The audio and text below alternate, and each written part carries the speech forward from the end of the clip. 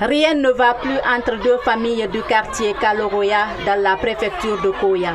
Ces familles disputent à cause d'un passage obligé de l'eau de ruissellement. Chacune des familles réclame la paternité du lopin de terre. Ce petit mur érigé en clôture à cet endroit bloque l'eau à l'occasion des grandes pluies, à en croire cet habitant du quartier. Il y a eu plusieurs cas de mort suite à l'inondation. Ce sont des problèmes qu'on peut résoudre au lieu d'attendre que les gens meurent pour venir distribuer les sacs de riz, pour venir présenter les condoléances.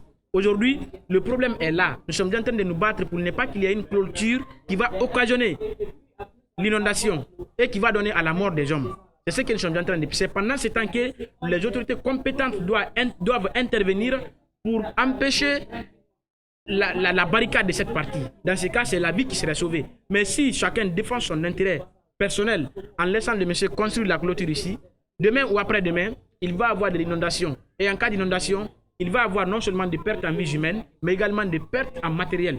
Et c'est pendant ce temps maintenant qu'ils viendront faire leurs condoléances. Au lieu de présenter les condoléances, mieux vaut prévenir que guérir. Informés, les services de l'habitat de la préfecture de Koya se sont rendus sur les lieux pour tenter sans suite de calmer les esprits. Cependant, le président de ce district entend s'impliquer pour désamorcer la crise. Lorsqu'il a fait le puits là, la clôture là est tombée. Donc regardez ce qu'il a encore augmenté de plus. Le passage d'eau a été obstrué par lui. Vous avez vu la partie là. S'il ouvre ça, il n'y a pas de problème. Le passage d'eau, ça sera libre. Sinon, mon frère, il aura vraiment quelque chose d'imaginable. Regardez le niveau d'eau ici. Vous avez déjà vu. Ce n'est pas faisable ce qu'il a fait. C'est très méchant. Et si on le laisse faire, c'est le pire qui va s'installer. Et ce que nous ne voulons pas.